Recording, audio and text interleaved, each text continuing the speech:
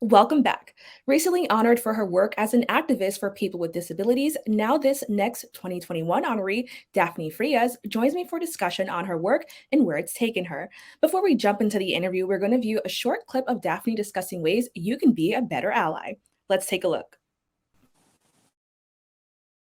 So, my first tip is don't ignore someone's disability. I know right off the bat, if you meet somebody with a noticeable disability, you may feel a little bit uncomfortable bringing it up, and you may think the best thing to do is actually just ignore it, but I promise you it's actually the opposite. We are so often living proudly and authentically as ourselves, and we want people to acknowledge that. So, if you're wanting to avoid awkward situations, I say the best bet is just ask someone if they're comfortable enough to talk about their disability, and most often than not, we are. Daphne, thank you for joining me. Thank you so much for having me. I hope you're having a great day. Thank you so much. So, as you mentioned, people with disabilities are often living proudly and authentically as themselves. Can you tell us about the work you've done as an activist for members of this community? Sure. So I was diagnosed with cerebral palsy at the age of 3.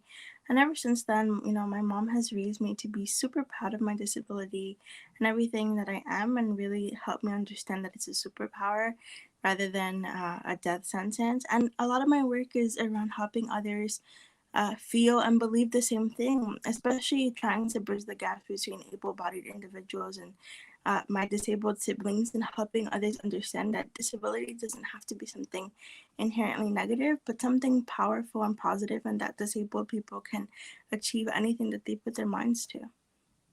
Now, society often labels people from oppressed communities as activists whenever they speak up for themselves, but you proudly represent and speak up for your community. When did you decide to make the decision to take on this role and be like identified as an activist? Yeah, I think first and foremost, any person who is organizing and fighting for the community, that makes you someone who is powerful and is a leader.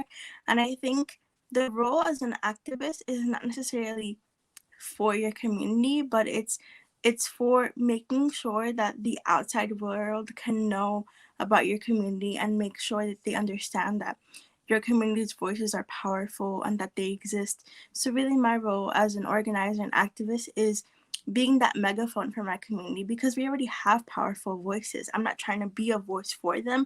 I'm trying to amplify the voices that already exist and make sure that we can go living our best lives, making sure that we are heard and we are proudly included in everything that happens.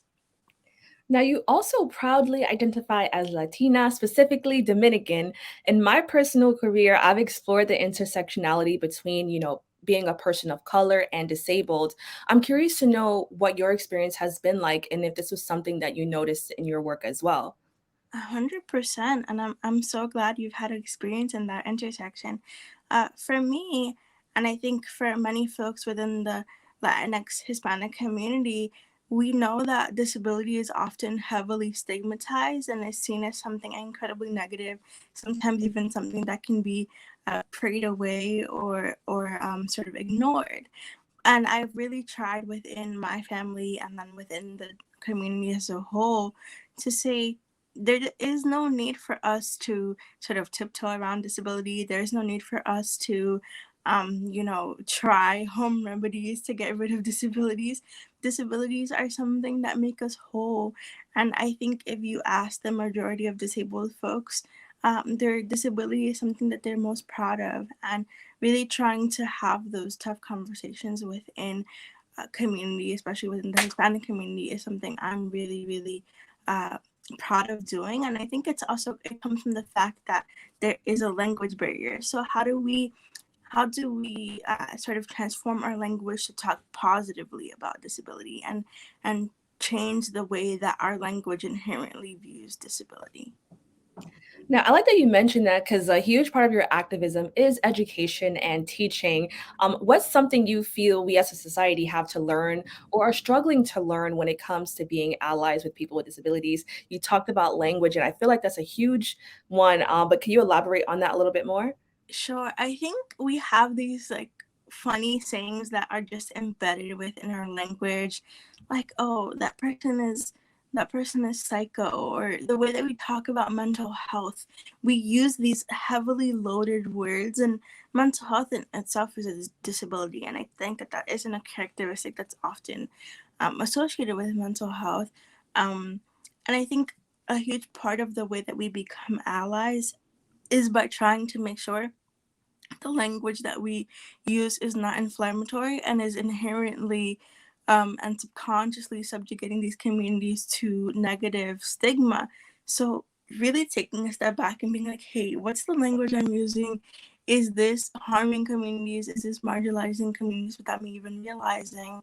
And I mean, we have a long way to go because everyone uses these phrases. And even when I was younger, before I started my work, of course, I can be accused of the same thing just because it was commonplace and you see people doing it on TV, your friends and family are doing it.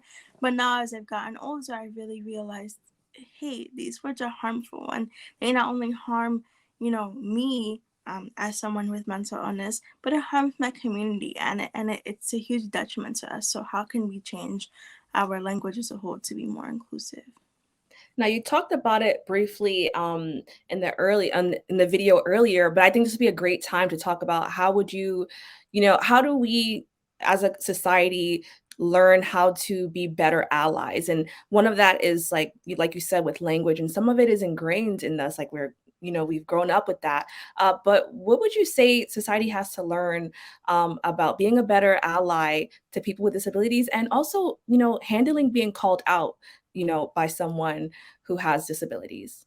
Sure. I think there's this bad misconception that disabled people just go around like being angry all the time, and we're just like angry at the world for living in these, multiple different situations that we may be facing. And I think that frustration comes from the fact that disabled people historically and categorically have been seen as invisible or not seen at all. So imagine going your whole life existing and then kind of feeling like no one can see you.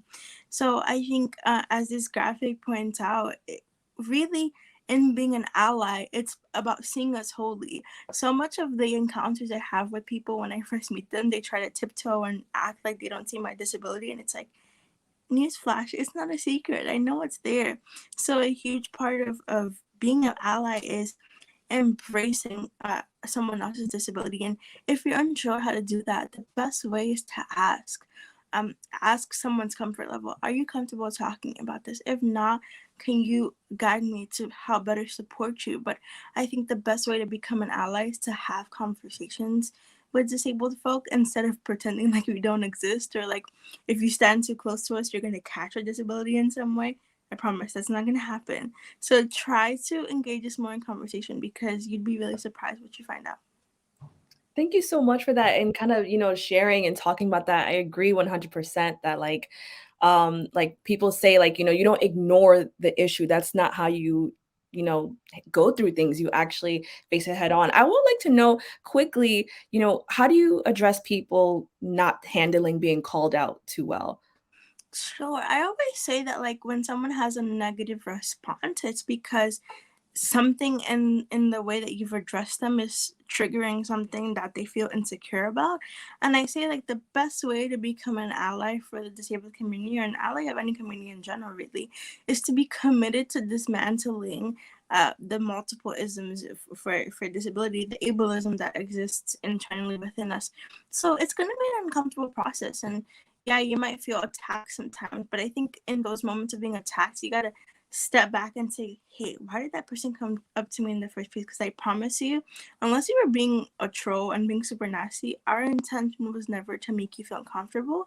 It's to give you a moment of education and reflection. So it's time to step back and be like, hey, how can I incorporate some of what they said, and what really was the root of what they were trying to get across, and how can I take that into my personal life and try to be a better ally. So I think it's really about reflection and being committed to unlearning some of the subconscious stuff that we've all had in our brains around disability. Daphne, thank you so much for joining me. Can you quickly tell everyone how they can stay up to date with you? Sure, I am all over the internet. You can find me on Twitter and Instagram at Frias underscore Daphne, or at my personal website, daphnefrias.com. All right, wonderful. Thank you so much. Thank you. That's all for our show today. Thanks for tuning in. I'm Kibin Alleyne, wishing you and yours safety and wellness now and always. See you next time.